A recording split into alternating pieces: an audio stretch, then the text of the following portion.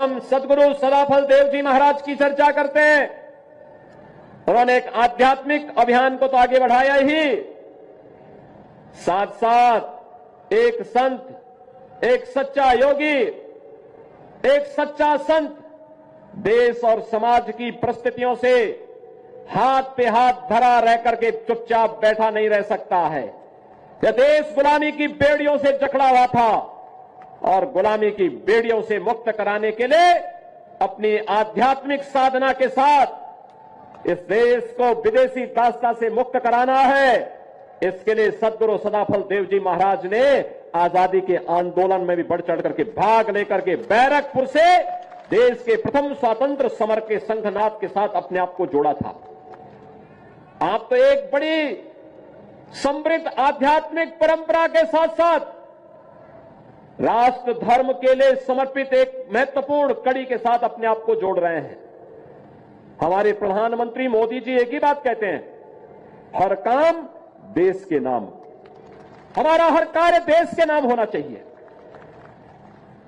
हमारा व्यक्तिगत कोई अस्तित्व नहीं।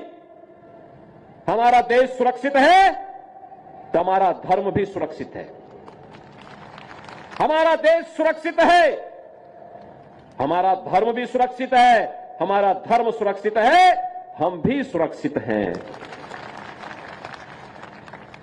और इसलिए जो भी कार्य हो, व्यक्तिगत स्वार्थ से ऊपर उठ करके, व्यक्ति से ऊपर उठ करके, समाज से ऊपर उठ करके, मत और मजहब के दायरे से ऊपर उठ करके इसको सनातन धर्म के मूल्यों के अनुरूप भारत की वैदिक परंपरा का अनुसरण और आध्यात्मिक परंपरा का अनुसरण करते हुए हर कार्य देश के नाम। और यही तो कार्य सदगुरु सदाफल देव जी महाराज ने 1857 के प्रथम स्वतंत्र समर के दौरान भी किया था।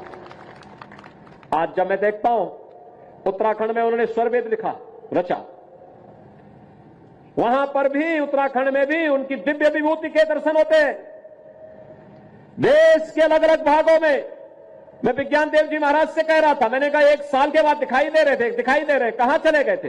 इन्होंने कहा मैं तो कन्याकुमारी से कश्मीर तक की यात्रा पे था। मैंने कहा आचार्य जी कहां हैं? कहा आचार्य जी भी, मैं अगर देश में था तो आचार्य जी भी विदेश की यात्रा में भक्तों को जगाने के लिए आध्यात्मिक यात्रा में निकले हैं।